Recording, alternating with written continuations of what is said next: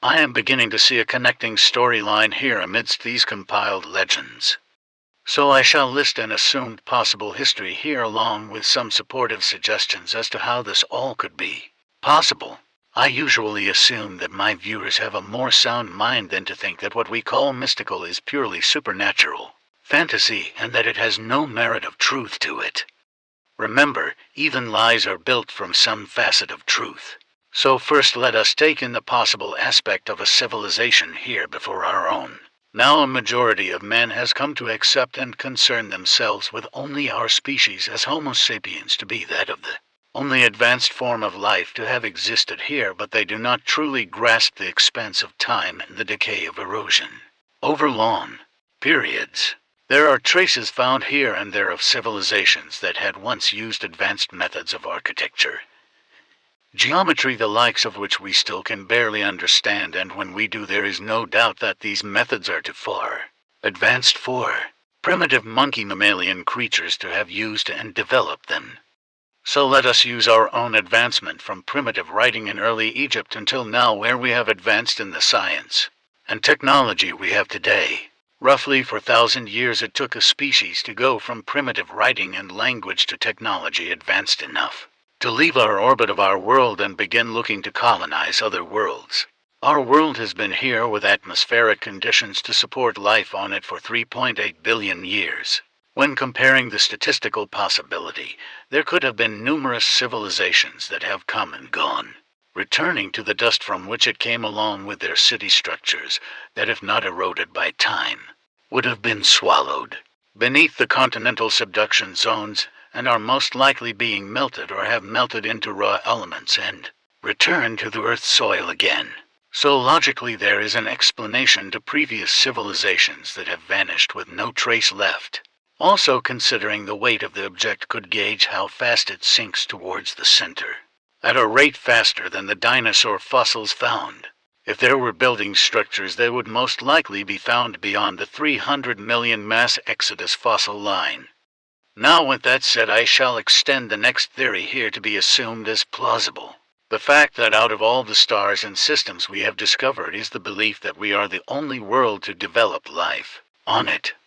I'm not talking about carbon-based life that we know and came from, but life in general. Our scientists have labeled these basic qualities as necessary for life to develop on a world. Atmosphere, life-sustaining elements that can be consumed and turned into natural fuels that sustain life, and an ecosystem cycle that supports the atmosphere of that world as well as the life upon it. From there on, the sky's the limit on variations of what that life might be. A simple 5% difference in nitrogen could have an effect drastic enough to change the development of a species' skeletal structure and all the qualities that we call human into that which is unrecognizable and even alien-seeming. This life-supporting difference could vary in ways we never thought possible because we have always searched for other signs of life as we know it to be. For all we know, the planets of Jupiter and Neptune could have life on it comprised of qualities we never imagined, because we only focused on human-based qualities. There could be worlds out there with life comprised of sentient vaporous clouds, only different because of the position of their world's orbit around their home star and the gravitational difference. The quality of life on Earth that supports our own species is a myriad of different qualities. Atmospheric elements such as oxygen, hydrogen, helium, nitrogen, and carbon monoxide are just some of the necessary elements needed for a human life-supporting atmosphere to breathe. Also, there are certain bacteria we need within the atmosphere to survive as well. Bacteria that makes the air breathable for us.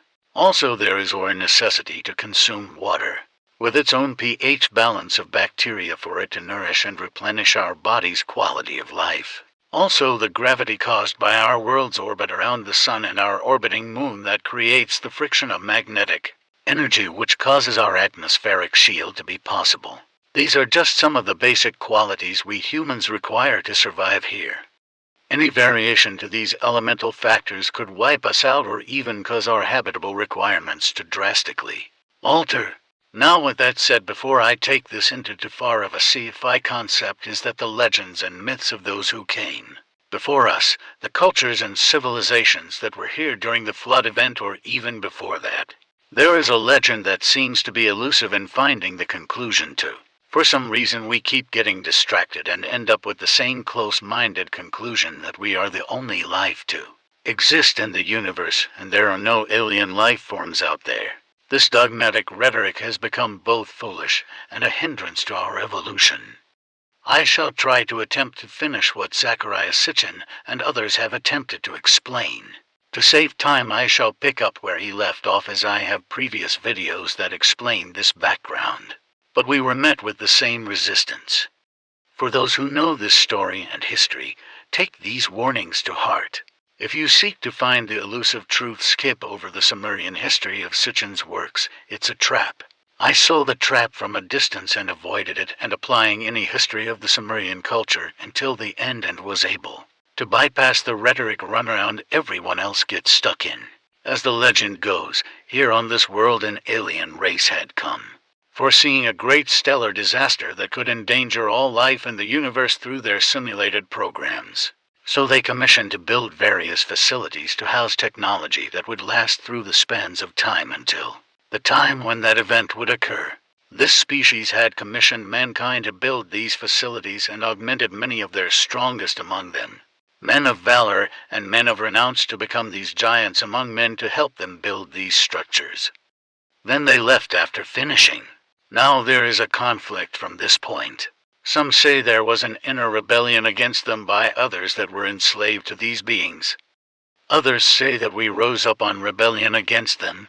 However, neither story fits in sync with the rest of the legend that was found within a hidden and sealed temple in South America. Sealed, it seems, by our own ancestors who had taken control of their technology and were creating their own augmented humans. In the midst of all this there is also the character of Enki and Enlil that supposedly gave us free will, but I deciphered a different meaning from the genetic distils, as they are called. What I deciphered from them is that there was a degenerative disorder among their cloned gray workers. A miscalculation in their process that, after so many generations, would cause a sterility to occur within their chromosomes and no hereditary data would transfer, causing sterile males to become the last generation to be born. Now supposedly Enki and Enlil had discovered a solution to this issue, and this scenario was the cause behind the obvious surgical precise alteration to our genetic chromosomes. The only problem is that they list Enki and Enlil as original crew members to the terraforming vessel that landed here and developed life originally, but that can't be possible because the 7 original crew members never made it to the ship before their world's destruction. They never made it off their world, so how could they have altered our chromosomes that way? From what I've gathered, there has been a presence that has constantly sought to seize control of this technology, and they are not the Illuminati. The Illuminati are groups of humans who snoop too closely to this truth and are abducted, and their brains are reprogrammed to become arbiters of their will here on Earth. Anyways, the history goes on to say that there was a rebellion, a revolt against these dominating aliens who sought to subjugate us into slavery and still seek to up to this day. That they are the ones who have been slowly taking control of our churches, who claim they have been infiltrated. That the current conflict and Putin's disregard for everything he has built and worked for is driven by this same species who have sought control over us for as long as a time before we recorded it.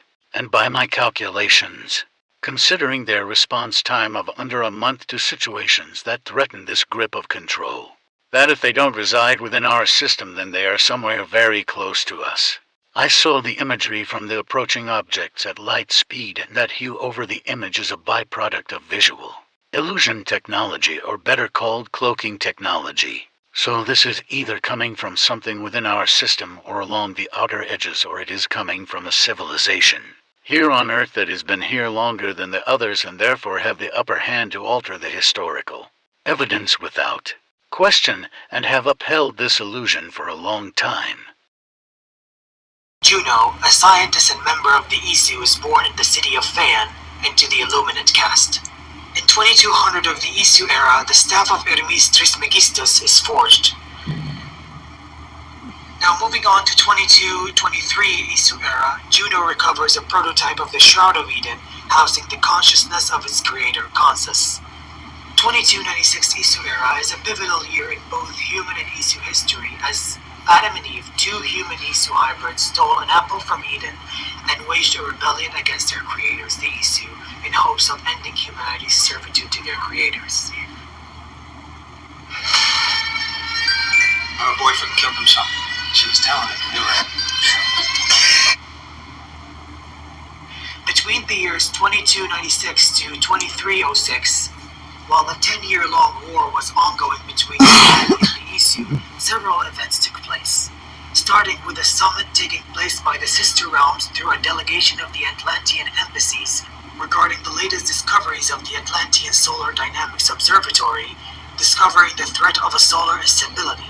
Hades, a member of the First Civilization, who rules the region of the Isu world known as Tartarus, or the Underworld, was the only leader to attend, but he embraced the prospect of the annihilation. Minerva, Juno, and Jupiter retreated to the Grand Temple in an attempt to find a solution to prevent or survive the imminent disaster. They tried 6 solutions, none of which were successful. During that time, Aita, Juno's husband, volunteered as a test subject in an experimental transfer of Isu consciousness into mechanical bodies, though his mind swiftly deteriorated shortly after the process. Juno secretly added samples of his genetic code into human DNA, allowing him to be reborn and being constantly reincarnated in the following millennia in a cycle known as the Stages.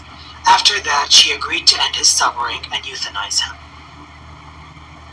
Soon afterwards, Juno transferred her consciousness into the Grand Temple's network known as the Grey, so she became a digital existence, and she tampered with the mechanisms in a way that if somebody is to use the solution, Juno would be unleashed into the global network, which in our modern world is known as the Internet, thereby granting her immense power that is equivalent to all pieces of Eden merged together. By the Isu year 2306, the war between humanity and the Isu is interrupted by the coronal mass ejection, which obliterated the majority of humanity and the Isu, leaving less than 10,000 of humanity and far less of the Isu alive. Beyond 2306, equivalent to 75,000 BC, the Isu and humanity started to work together in hopes of trying to rekindle the spark of civilization, trying to spread knowledge, and some of the Isu interpreted with humanity in order to give them a chance to acquire their sixth sense and pass on their genetic legacy. After about 100 days from the Great Catastrophe, several Isu members known as messengers recorded different messages and stored them in vaults located underground in the land of Egypt, and those messages were warning for future humanity in hopes of preventing the disaster, teaching humanity about the upcoming disaster in the year 2012, which is very similar to the one that took place in 75,000 BC, and informing them of their various scientific discoveries such as the code, simulated reality, manipulating time, along with other concepts that may someday help humanity and the designated recipients of these messages